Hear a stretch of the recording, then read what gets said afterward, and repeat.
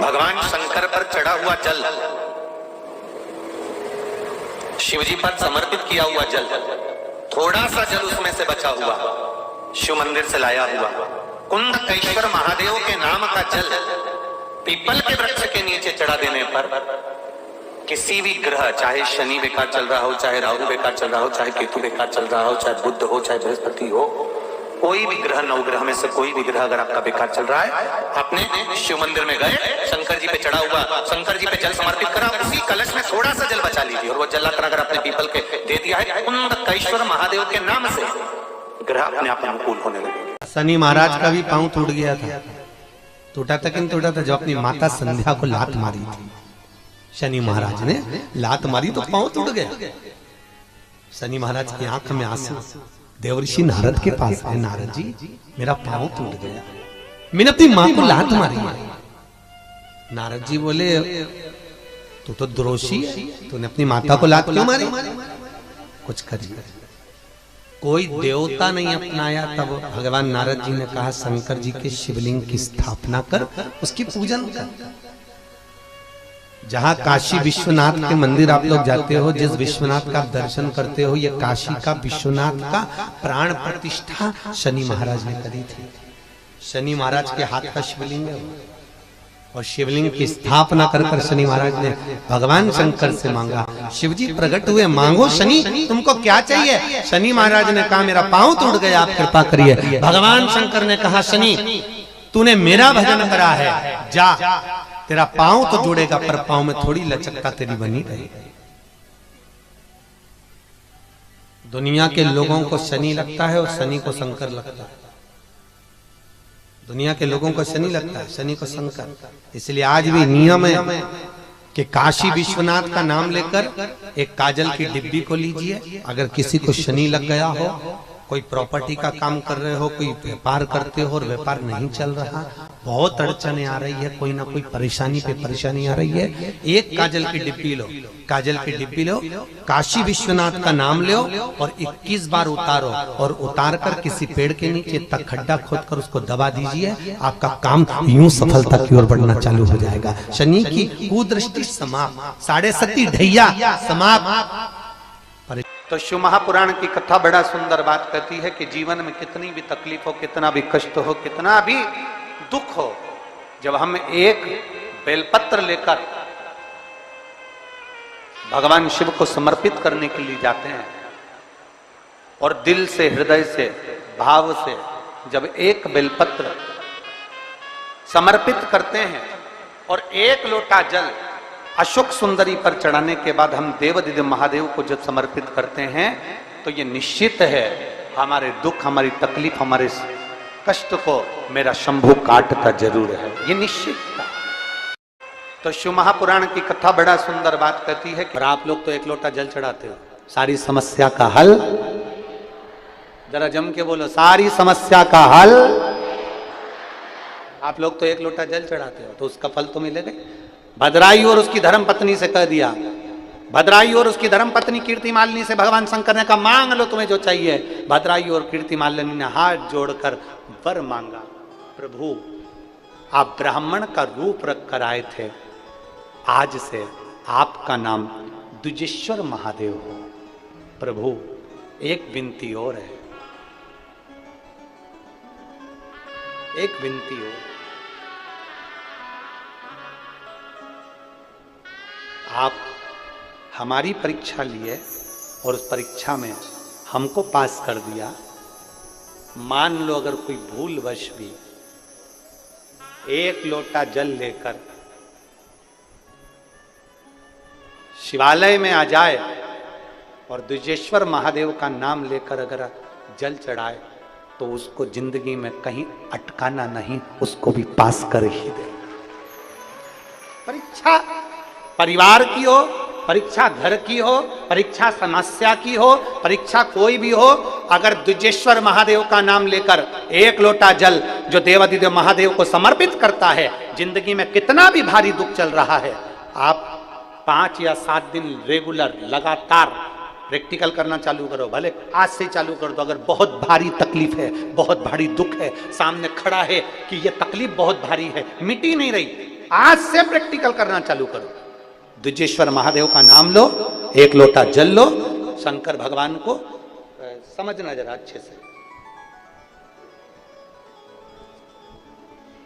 जैसे ये शिवलिंग, ये जलाधारी, ये जलाधारी का भाग, द्विजेश्वर महादेव का नाम लेकर जो जल चढ़ाया जाता है वो यहां से चालू होता है, जहां से पानी बहकर नीचे जाता है ना, जहां से पानी बहकर नीचे जाता है तो यहां से जल चढ़ाना प्रारंभ होता है द्विजेश्वर महादेव का। द्विजेश्वर महादेव का जल यहां से चढ़ाते चढ़ाते चारों तरफ घुमाते हुए वापिस जलाधारी पर आता है, जहां से जल अपन बह रहा है उधर, फिर वापिस आता है और सामने जहां तुम खड़े हो, चाहे इधर खड़े हो, चाहे इधर खड़े हो, चाहे इधर खड़े हो, वो जल वापिस आकर फिर इसी तरह से धार पड़ती पड़ती शंकर के शिवलिंग पर जाती है और द्विजेश्वर महादेव से प्रार्थना करी जाती है। तो कैसी भी दुख की घड़ी हो, वो दुख की घड़ी टल ही जाती है, वो द्विजेश्वर महादेव। एक बार सभी लोग नाम का उच्चारण करेंगे, बोल द्विजेश्वर महादेव की। द्विजेश्वर महादेव के नाम का उच्चारण एक बार आप करिए, बोलो नाम, द्विजेश्वर महादेव। अगर नाम समझ में नहीं आए तो शिव महापुराण की पोथी उठाना, गीता प्रेस गोरखपुर की शिव पुराण लेना, उसमें द्विजेश्वर महादेव की पूरी कथा मिल जाएगी। द्विजेश्वर महादेव के नाम का उच्चारण कर,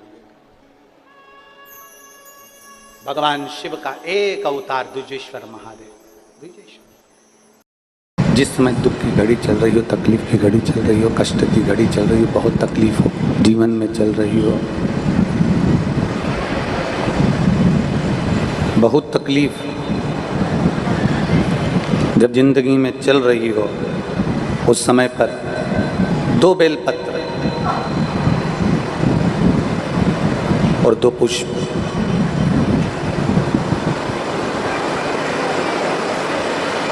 दो बेलपत्र और 2 पुष्प, एक पुष्प लाल लेना है, एक पुष्प लाल लेना है और एक पुष्प श्वेत लेना है।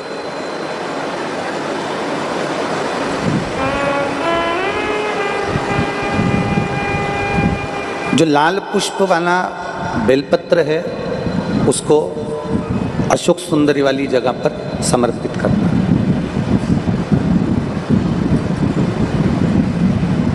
और श्वेत पुष्प वाला जो बेलपत्र है, सफेद पुष्प वाला जो बेलपत्र है, उसको भगवान शंकर का जो शिवलिंग है, भगवान शिव का जो शिवलिंग है उस पर समर्पित करना है।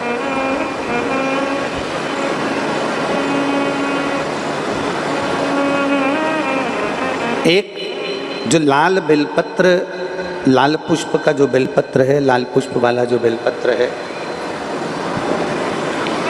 लाल पुष्प का जो बेलपत्र है वो बेलपत्र अशोक सुंदरी वाली जगह पर, और श्वेत पुष्प का जो बेलपत्र है वो सफेद पुष्प वाला बेलपत्र भगवान शंकर के शिवलिंग पर समर्पित कर।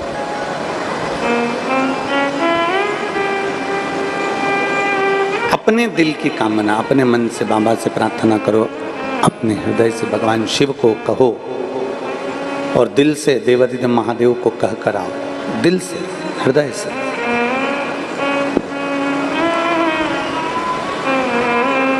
जब दिल से बाबा देवादिदेव महादेव से कहोगे, हृदय से जब भगवान शंकर से प्रार्थना करोगे तो देवादिदेव महादेव सुनेंगे जरूर।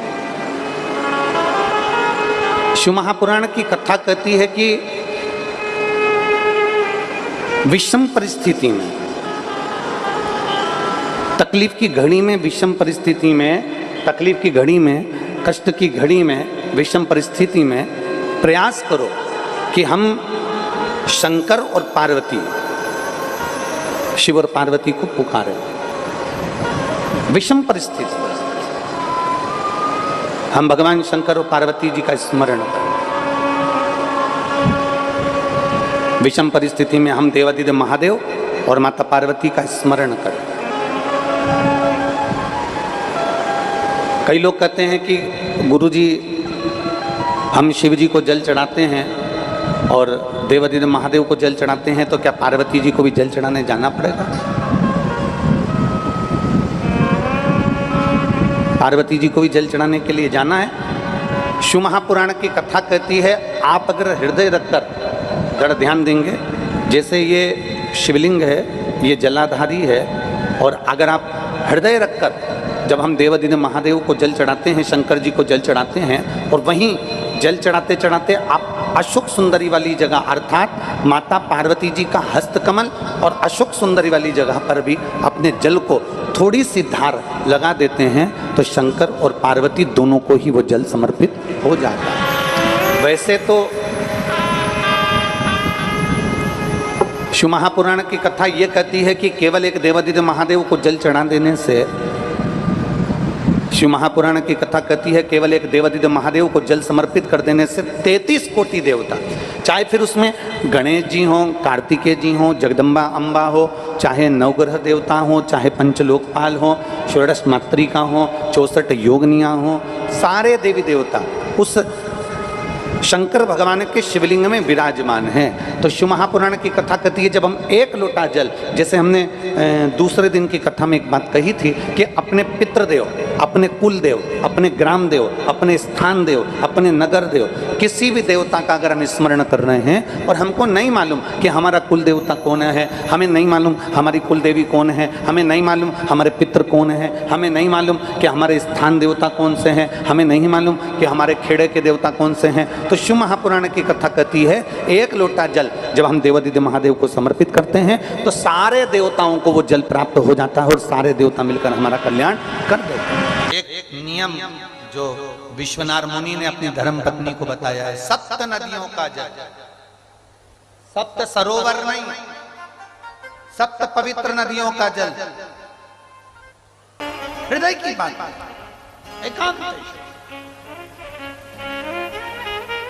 7 नदियों का जल रखकर 7 बेलपत्र के ऊपर 7 नदियों का जल, एक बेलपत्र ली, उसके ऊपर एक कटोरी में, एक बाटकी में, एक पात्र में एक नदी का जल, दूसरी बेलपत्र ली, दूसरी कटोरी में फिर जल, फिर तीसरी में बाबा की आराधना कर कर, शिव से विनती कर कर, भगवान शंकर के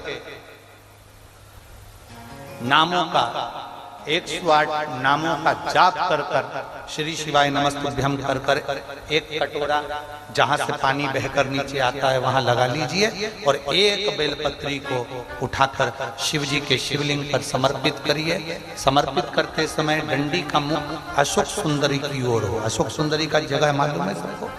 सबको मालूम है ना? अशोक सुंदरी की ओर मुख, अशोक सुंदरी फिर समझ गड़बड़ ना करिए। ये शिवलिंग जलाधारी, ये जल बह रहा है नीचे सामने से, स्थान गणेश जी का, कार्तिकेय जी का, बीच में एक मोटी सी लाइन होती है, वो अशोक सुंदरी का स्थान है। शंकर जी की 6 नंबर की लड़की अशोक सुंदरी। जब हम प्रयोग करेंगे एकांतेश्वर महादेव का, ये बेलपत्र जो हमने समर्पित करी है, डंडी का मुख अशोक सुंदरी की ओर होगा। डंडी का मुख। आप बैठे कहां पर हो जल चढ़ाते समय? शिव जी को जल कहां बैठकर चढ़ाया जाता है? जम के बोलो जरा। जहां से जल बहकर जा रहा है इसके ठीक विपरीत की ओर, ठीक विपरीत की ओर। जल बहकर जा रहा है इधर, तो तुम बैठोगे इधर, इधर नहीं बैठोगे, इधर नहीं बैठोगे। जल इधर बह रहा है तो तुम इस साइड बैठोगे। यहाँ बैठकर फिर बेलपत्र को आप समर्पित करोगे। डंडी का मुख उधर होगा, पत्ती का मुख आपकी ओर होगा, और जो एक नदी का जल है वो समर्पित कर कर जो पात्र लगा है उसमें वो जल इकट्ठा होते चले जाएंगे। दूसरी बेलपत्र उठाना है, 108 बार शिव का नाम लेना है, फिर वापिस बेलपत्र श्री शिवाय नमस्तुभ्यं कर कर समर्पित करना है। डंडी का मुख अशोक सुंदरी की ओर होना। जब 6 बेलपत्र अशोक सुंदरी की ओर जाएगी, 7वें नंबर की जो बेलपत्र है उसका डंडी का मुख आपकी ओर होगा, और डंडी का मुख आपकी ओर होकर जल चढ़ाकर आप उस जल को झेल लेंगे। जहां नंदी बैठे हैं, नंदी का जो पांव जिस जगह पर उठाओ, अगर इस पांव उठाओ तो ईश्वर, ये पांव उठाओ तो ईश्वर। नंदी का पांव जहां उठा रहता है वहीं पर बैठकर पति पत्नी दोनों उस जल को आचमन कर लेंगे, दोनों उस जल को पूरा पी जाएंगे और बाबा से झोली पसार कर प्रार्थना करेंगे कि हमें संतान का सुख देना, मेरा देव अधिदेव महादेव प्रदान करें। एकांतेश्वर महादेव का ये स्मरण करिए। एकांतेश्वर 7 पवित्र नदियों का जल, उसमें से कावेरी, नर्मदा, गंगा, गोदावरी, सरस्वती, जितनी ये 7 नदियों की पवित्रता है, मंदाकिनी, नर्मदा, गंगा आदि, यमुना, 7 नदियों का जल एकत्रित कर और 7 नदियों के जल से किसी भी महादेव के मंदिर में एकांतेश्वर महादेव का नाम ले। कौन से महादेव? हमने पहले कथा में कहा है, कई बार एकांतेश्वर महादेव की कथा भी कही है, सुनिए आप लोगों ने। एकांतेश्वर महादेव का हमने वर्णन किया है। जिस दिन तुम्हें लगे कि मेरा ये काम होना चाहिए, उस दिन एकांतेश्वर महादेव के पास जाकर बैठ।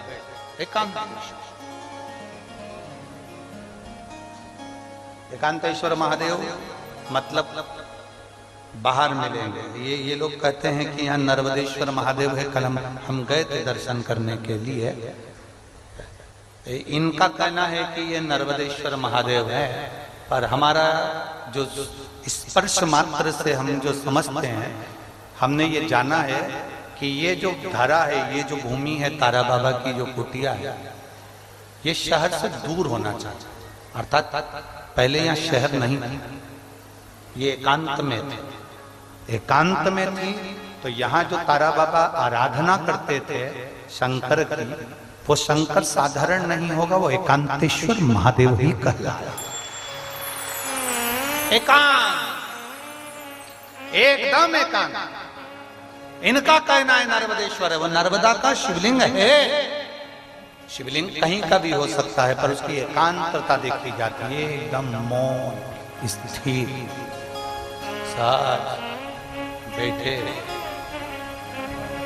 जहां केवल शिव के सिवा कुछ भी नहीं, शंकर के सिवा कुछ। जो आया वो गुफा के चक्कर में घुस गया, जिसको शंकर से मिलना था वो डायरेक्ट पहुंच गया, उसे गुफा से मतलब ही नहीं रहा, उसे तो एकांतेश्वर से मतलब था। पहुंचा, बैठा, जल चढ़ाया, स्पर्श किया और चल बाबा से अपने दिल की बात। 3 स्थान शंकर के शिवलिंग में, 3 स्थान ऐसे हैं जहां का स्पर्श कर लेना चाहिए और अपने मन की कामना बाबा से कह देना चाहिए। तो कहते हैं वो नारी को जिंदगी में कभी दुख नहीं झेलना पड़ता है। 3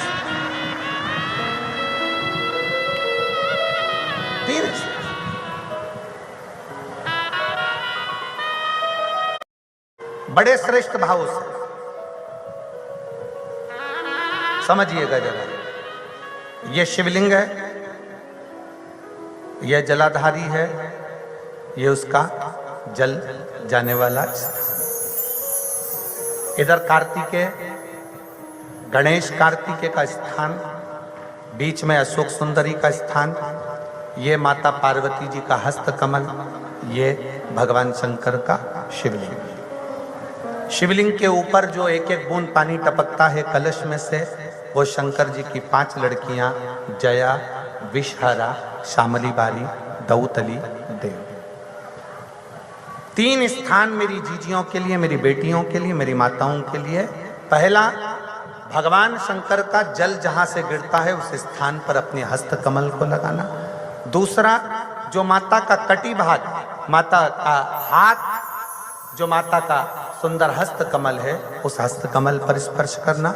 और तीसरा, जहां से जल बहता है उसके ठीक विपरीत भाग में, उसके ठीक विपरीत भाग में जो माता पार्वती जी का हस्त कमल है, जहां जल बहता है उसके ठीक विपरीत भाग में उस स्थान का स्पर्श करना।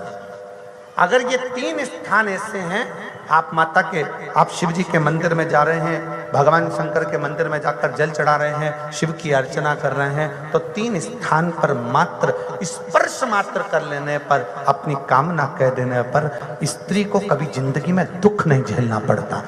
और कितना भी,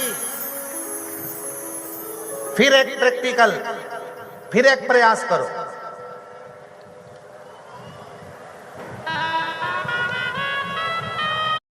पहले तो मेरे जितने जीजा बैठे हैं, जितने मेरे पुरुष बैठे हैं, जितने मेरे जीजा उन बैठे हैं, उनसे निवेदन है, अपने आप में दृढ़ बनाओ कि मैं, हाँ हम संकल्प नहीं दिलाएंगे, संकल्प दिलाने से कुछ नहीं होता, फालतू की बात है। हम दिला भी देंगे, तुम वापिस पहुंच गए तो ऐसा फालतू का माथा पच्ची हम करते नहीं। आप अपने मन से दृढ़ बनाओ कि मैं अपने बच्चों के लिए, अपनी पत्नी, अपने बेटों और अपने माँ बाप की इज्जत के लिए और अपने घर के बेटों को मुझे डॉक्टर बनाना है, इंजीनियर बनाना है, मुझे मेरे बेटे को कलेक्टर बनाना है। अपने बच्चों की जिंदगी बनाने के लिए आज से मैं मदिरा नहीं पीऊंगा, मैं दारू नहीं पीऊंगा, मैं नशा नहीं करूंगा। अपने घर के बच्चों को,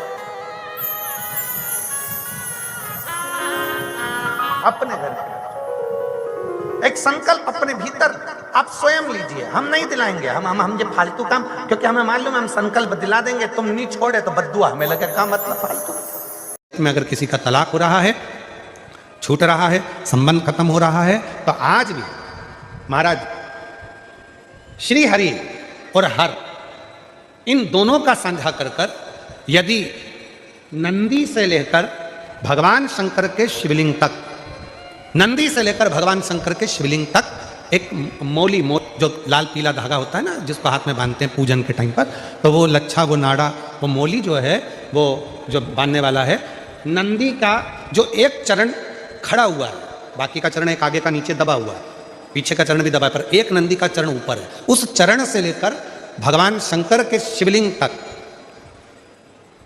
एक सूत्र को बांधा जाए और उस सूत्र को 7 जगह पर बेलपत्र रखकर उठा लिया जाए, और उठाने के बाद में किसी भी बेलपत्र के वृक्ष के नीचे वो 7 बेलपत्र समर्पित कर वो धागा लेकर 7 परिक्रमा अगर बेलपत्र की करी जाए और जिससे संबंध टूट रहा है उसी से वापिस प्रेम बढ़ाया जाए, तो वो स्मरण कर अगर 7 परिक्रमा उस धागे के साथ में कर हाथ में अगर बांधा जाए, तो कितना भी दम लगा ले कोई व्यक्ति तलाक हो ही नहीं सकता। स्नेह बढ़ेगा ही, प्रेम बढ़ेगा ही, वो टूट नहीं सकता, उसको तोड़ा नहीं जा सकता। श्री शिवाय नमस्तुभ्यम। दोस्तों, हर हर महादेव। 17 जनवरी माघशीर्ष शनिवार को अगर कोई ग्रह परेशान कर रहा हो, काम नहीं बन रहा हो, जीवन में बहुत ही दुख हो, तो शिव जी पर चढ़ा हुआ जल अगर पीपल पर कुंदकेश्वर महाराज का नाम लेकर के समर्पित कर दे, सारी ग्रहों से शांति मिलेगी तथा सारे ग्रह अनुकूल हो जाएंगे। इसलिए शनिवार के दिन यह उपाय ग्रह शांति के लिए तथा सुख संपत्ति के लिए अवश्य करें। हर हर महादेव।